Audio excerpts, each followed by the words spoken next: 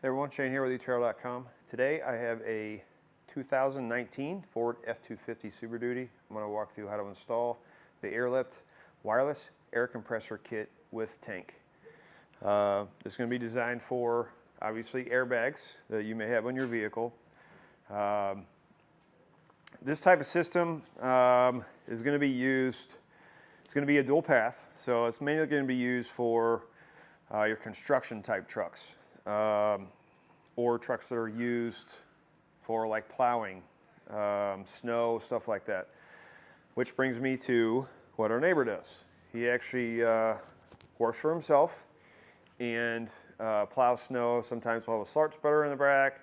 Sometimes he does roofing, so we'll have shingles. With having dual path, that allows you to air up one bag with more pressure than the other one to help with those off-center loads. A compressor system like this, this is great because it allows you to do everything from the driver's seat. So you can do it on the fly. Multiple trailers, you hook up the trailer, you push the button, you can air the bags up to the pressure you need. They're going to have a maximum pressure of 100 psi, minimum of 5. The compressor system will maintain that 5 psi in them at all times. It's hooked up to an ignition source, so what that means is when you turn the key to the accessory, the compressor kicks on to make sure your tank's full. It doesn't necessarily mean you can't use it without the truck on. The truck's off, what it's going to do is it's going to use the pressure inside the tank to fill the bags. It also is going to help fill them much faster. So if we're talking about a single path compressor, like the Wireless One, that basically ties one line to both bags, and you just air the pressure up in both bags at the same time. That's mainly going to be used for if you pull like a fifth wheel camper or something like that, and you know what pressure you like it at. You push the button and it airs both bags up when you hook up to your trailer. You can always adjust that pressure as you're moving to make that ride quality a lot better. As I said, kit like this is going to be more for your construction type vehicles or construction work, so that you can air up those bags to different levels and get that different air pressure to help your ride height or bring your vehicle back up to the normal ride height and help support that heavier load. This particular kit is going to come with an auxiliary hose. Because it has an air tank, it gives you an extra valve to put somewhere, so if you want to air up a tire or something like that, it's going to give you this hose that hooks directly to that valve that allows you to use the air pressure in the tank as well to air up tires, balls, anything like that. It's also going to come with 2 extra filters for your air filter. I would check these regularly to make sure it doesn't need to be changed or cleaned or anything like that. But it is going to come with those. It's also going to come with the wireless remote. 3 different settings, depending on how your lines are set up. I have this one set up so that line 1 is the driver's side, line 2 is the passenger side, and then 3, you can set that for dual path if you want, or for so it airs up both bags the same. I haven't set it up that way, but that's how I have the lines ran. I'm going to let the neighbor decide how they want to set it. They could set the number 1 at the minimum pressure, so they hit number 1, it drops it down to the minimum pressure when they're done towing. 2, they can bring it up to the maximum pressure that they need. 3, and then they can adjust between 1 or 2 bags. They can, use the arrows on here to air up one bag more than the other, or let pressure out of one bag than the other. So, nice large LED screen on it. I'll go ahead and bump this up. Let's say 20.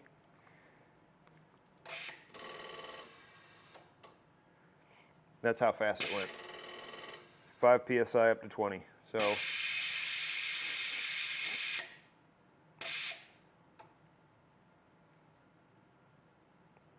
pretty quick.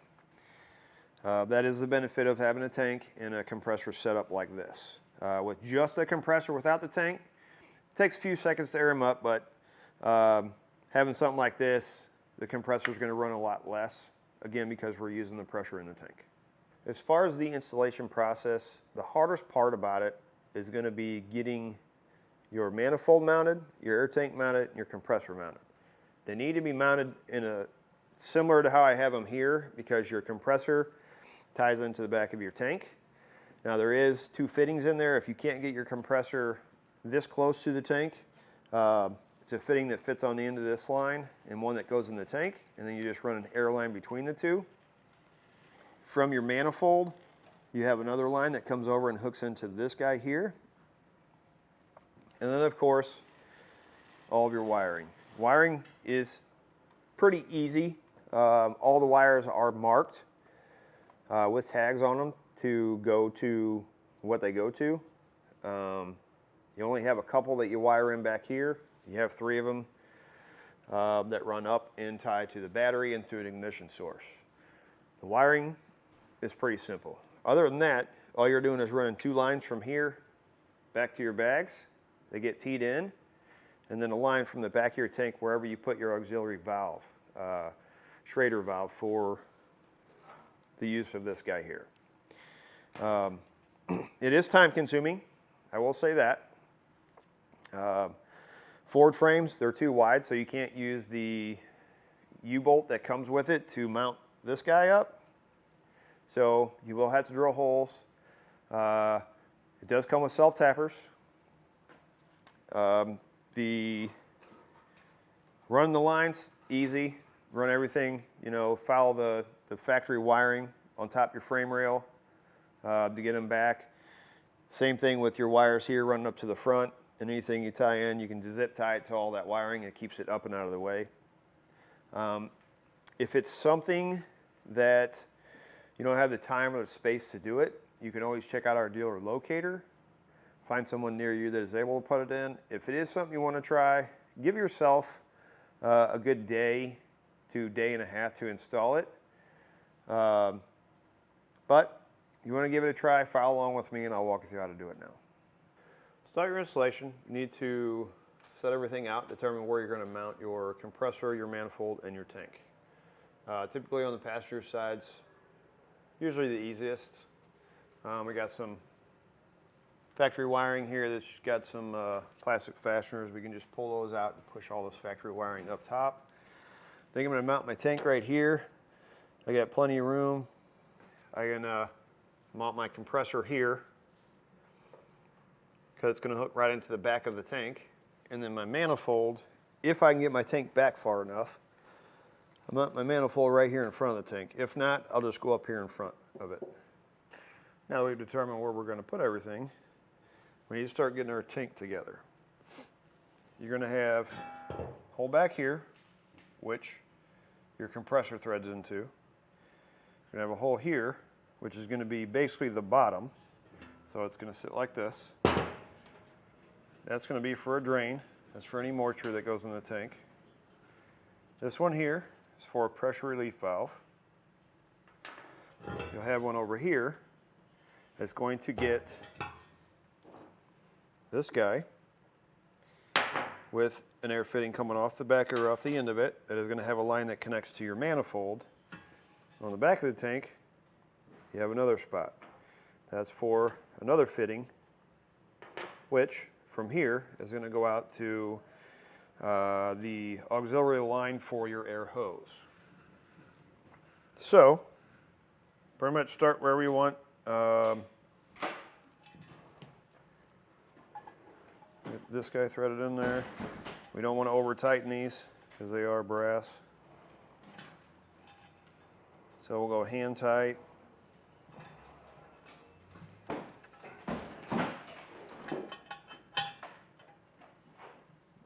Do about another half turn. You can always come back later if it's a little, or if it's leaking at all, and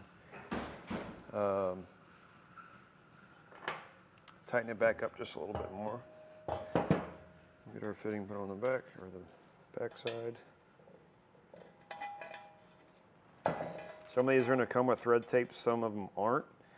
Doesn't make any sense to me, but for some reason, this guy, this fitting for the side of the tank that goes into this, doesn't have any thread tape on it. Why they don't put it on everything, I don't know. But I'm going to be adding some. You can use thread tape or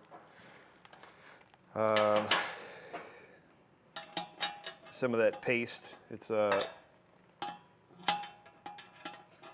thread putty. This comes in a tube with a little brush. You brush it on the threads.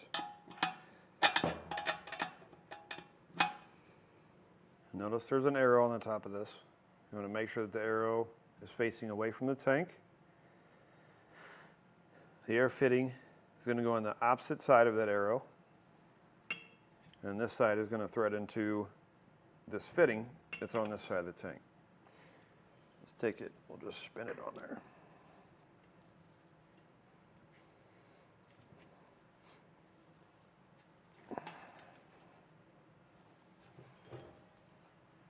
Just like that. Okay, so I'm going to hold my tank up in place where it's going to go. You'll notice there's no way for us to get a drill in here to drill on the cell tappers. So what I did is I actually made a template. I'll show you here in a second, but I've got it positioned where I want it. I'm going to take a paint marker. I'm just going to mark the bottom brackets here. Pull this back down. What I actually did is took a piece of cardboard and basically made myself a template. I mean, you can use a little short Phillips screwdriver or a Phillips head. What I did is I stuck it and centered it in that and just punched a hole in the cardboard where all four of these holes are.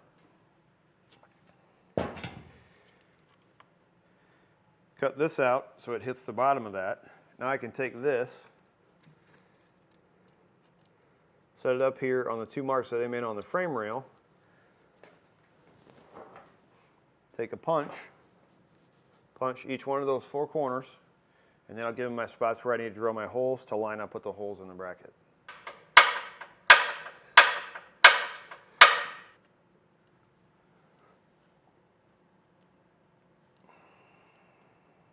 Now I'll take a 1/4 inch drill bit.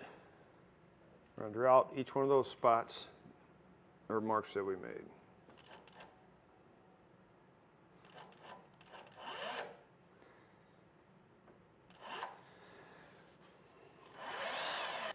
Now with our holes drilled out to a 1/4 inch, we're going to take our 1/2 inch socket, our self-tapping bolts that come in the kit. What I'm going to do is I'm going to thread them through, and I'll give you my threads. Take them back out, and I can set my tank up there, and I can hand thread them in enough where they'll hold in place and hold the tank up, and then I can come back with a wrench and tighten them all down.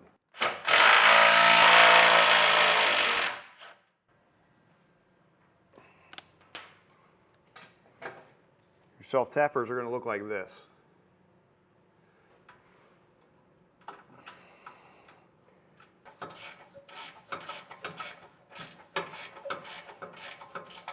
Now that we've got our tank mounted, we'll go ahead and get our compressor marked and mounted.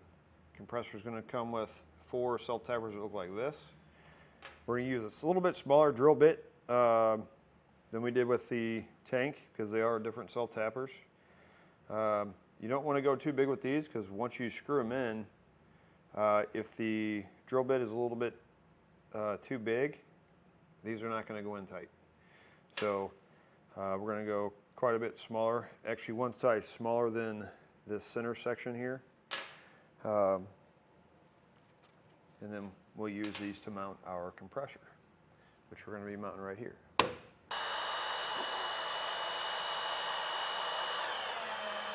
We got our compressor mounted, we got our tank mounted. Before we mount our manifold, we got a few things we need to do with the wires. So on our compressor, you're going to have a red and black wire with 2 ends on them. We're going to cut those 2 ends off.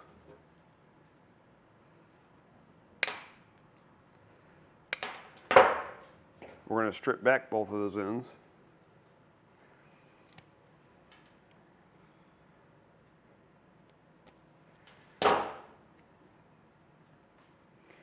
In your kit, you're going to get yellow butt connectors. We're going to put one on each one of the wires.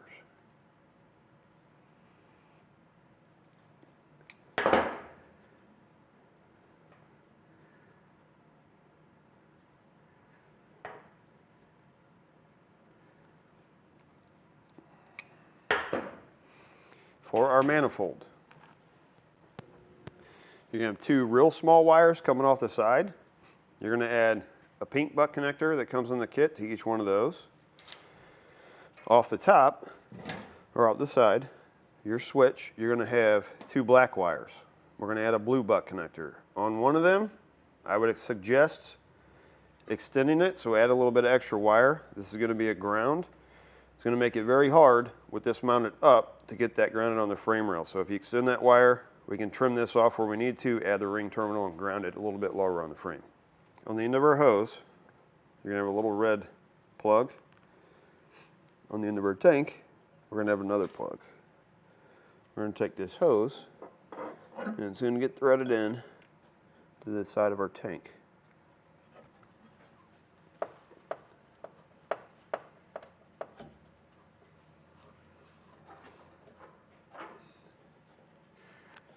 Again, we don't want to over tighten this.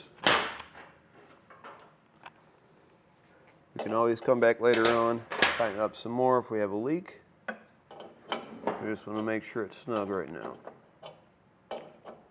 All the wires have tags on them. So this red and black one is going to go to these two small wires here. This gray one, it says to pressure switch, which is going to be this butt connector here. And remember, this one's the ground. Those are the only two connections on our solenoid other than this plug on the end.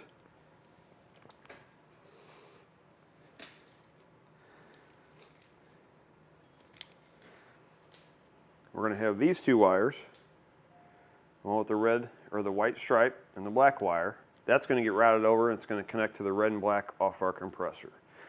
Other than that, that's the only wiring down here. The other end,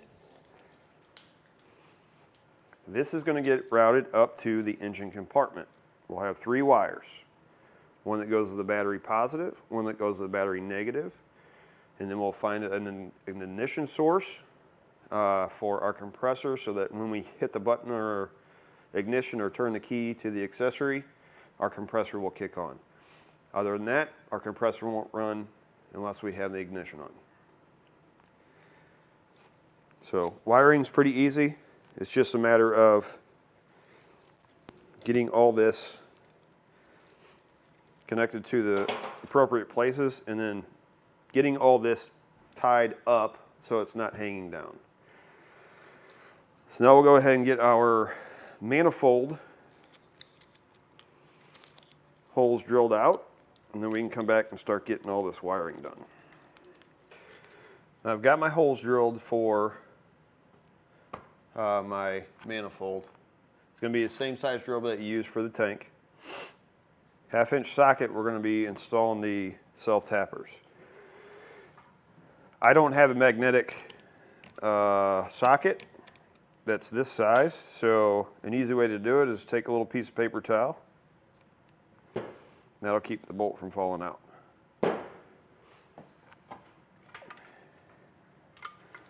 Bottom one's not going to be so hard. It's the very top one up here that's going to be kind of a pain when you're trying to mount that one.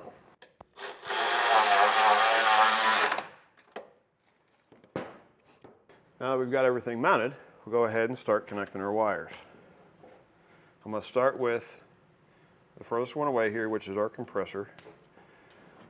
We'll strip back both of these ends, and we'll just match them.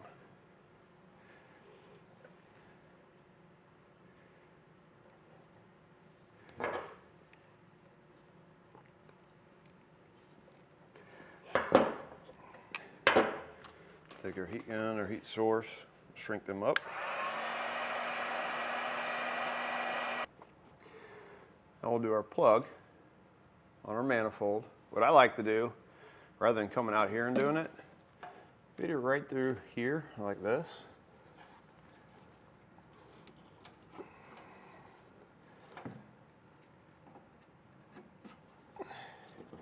You can do it that way. We can go over the top and come through this side. Keep the wires back here. It blocks it from the wheel as much as possible. Same thing with our air lines. When we insert those, we're going to run them up through there as well. Plug it in, and make sure you push it till it clicks, and then push that little yellow or little gray tab that locks it into place. So for your black and red wire going to your manifold, these two black wires, it doesn't matter which goes to which. So we'll strip back and we'll put one on each of those.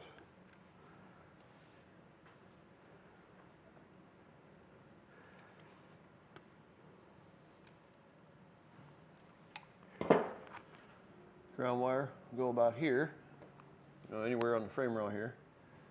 I'm going to have to drill a hole first because the frame's pretty thick before I actually put a self-tapper in there. But we can come back and do that a little bit later. Now, before I get all my wires and everything zip tied up, we got some factory wire in there. We got factory wiring that runs all the way back, so we'll have plenty of room to zip tie our wires or secure them. But I'm going to run my air lines first so that I can zip tie the air lines with the wiring to make sure it stays secured as well. So I'm going to start with this fitting that's over here on the side. We're going to take a small piece of air line and go from here over to here. And make sure that the end of the air line is cut flush. It's not kinked or pinched, and you don't have any burrs on it. We're going to take it, we're going to push it in. You're going to feel it kind of pop, give it a little tug. You'll notice that little ring that's moving there. If you need to remove that air line for any reason, take a wrench, push down on that ring, pull out on the line, and it will release and allow it to come out.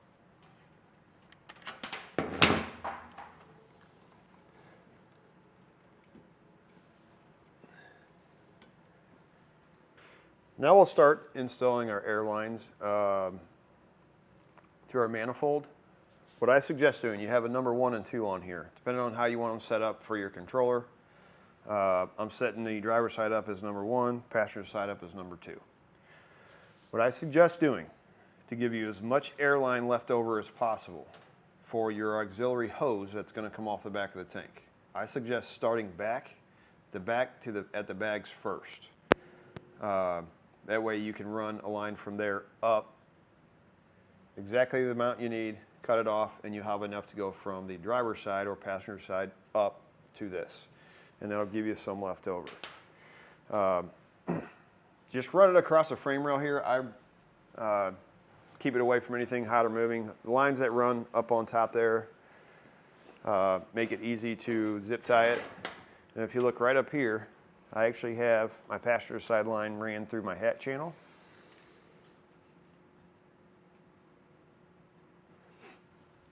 And what you're going to do is your line from your bag to the back, you're going to cut it and install this T.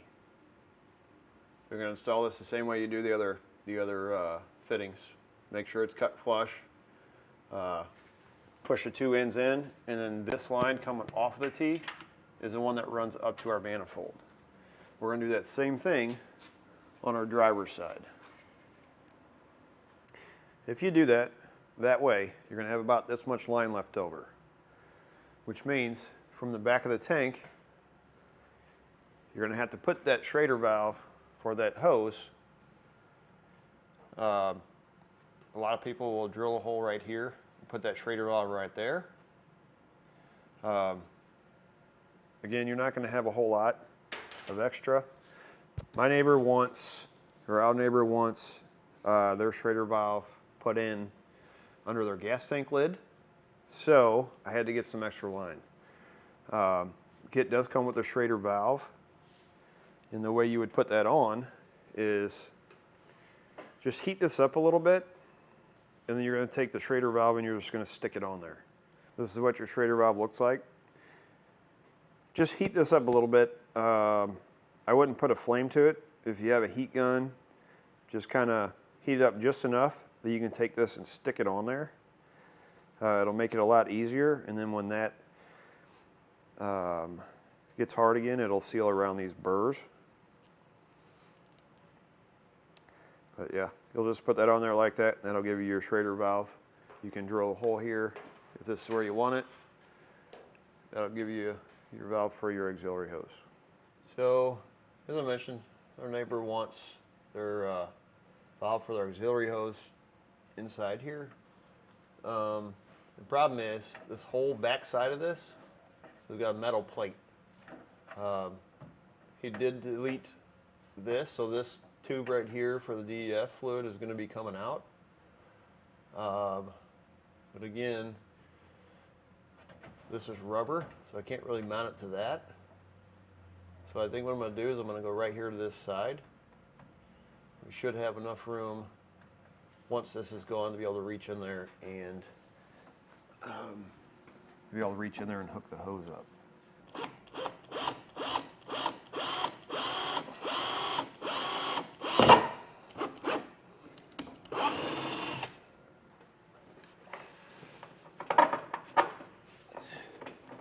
For the Schrader valve, once you get your hole drilled, you're going to put on a nut.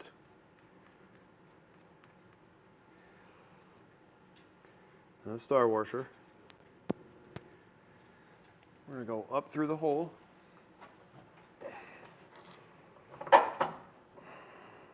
Put on a rubber washer.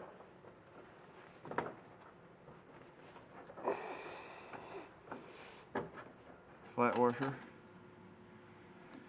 And another nut.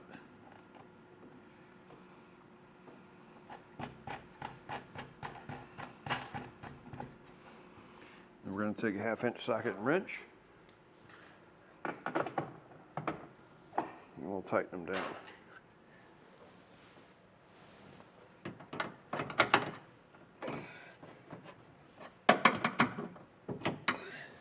So what I did is I zip tied to this factory line here. I pulled it this way just a little bit to keep it from rubbing up against the metal of the bed. So that way it's not touching, it stays in place like that. So now that we have our last air line installed, I'm going to start working my way from the compressor forward and zip tying all of my wiring up, get it nice and tucked up tight, and then we'll run our line up into the engine compartment. Last thing we need to do before we run our wires up to the engine compartment is install our air filter, or our filter. A fitting like this, right on the back of the filter. This just needs to be hand threaded on. You have a fitting like this. It's going to go right into the end of your compressor.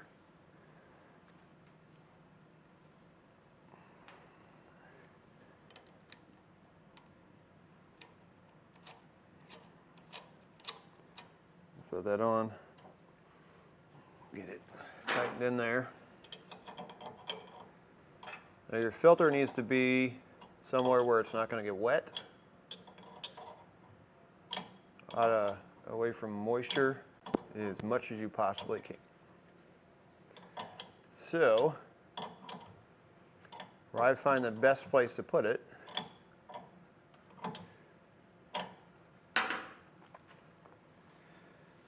this hat channel right here. We can drill a hole in it and pop it in there, and it should stay up out of the water.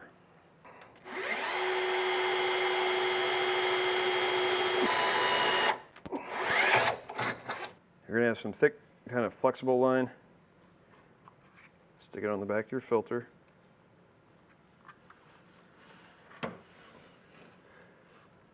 Get your filter mounted.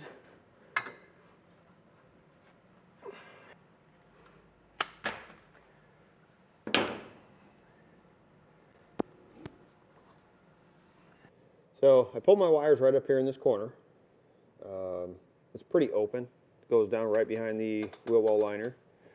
I just use some kind of pull wire to pull them up. And as I mentioned, there's 3. Power to the battery, which is this. Fuse holder comes with it. It's going to come looped, like one solid piece. Cut it in half. add a butt connector on one end, ring terminal on the other, and then connect it other end of the butt connector to the red wire. The wires are going to be very long, so you can cut them down to size. Ground wire, look right here. This is a body ground. The cable goes right to this or the negative post on the battery. I cut it to size, added a ring terminal, and then installed that there. As far as our ignition source, right under this panel,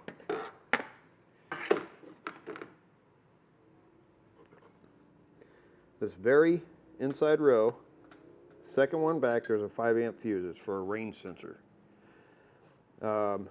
This fuse tap does not come with it. I recommend getting this instead of using the fuse holder that comes in the kit. This is going to be a lot easier to use. I'll pull this out here. Looks like this.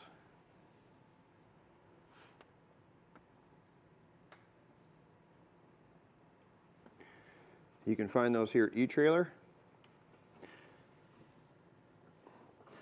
They'll go right in place of that factory fuse there. It allows us to reinstall the cap.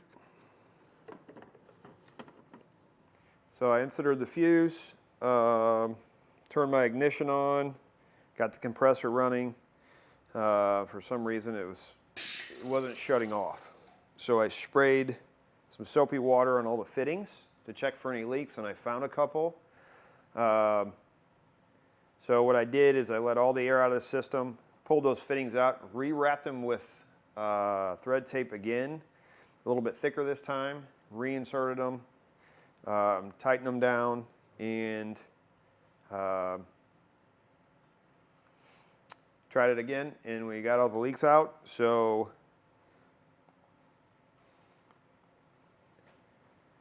without the truck on, we can still use the air pressure in the tank.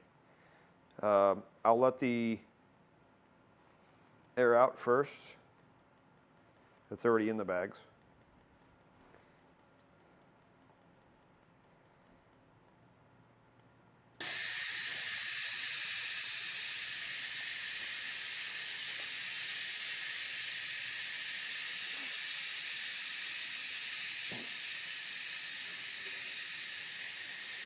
And that allows us to use the air pressure in the tank to fill our bags. Keep in mind, when you do that, you're emptying the tank.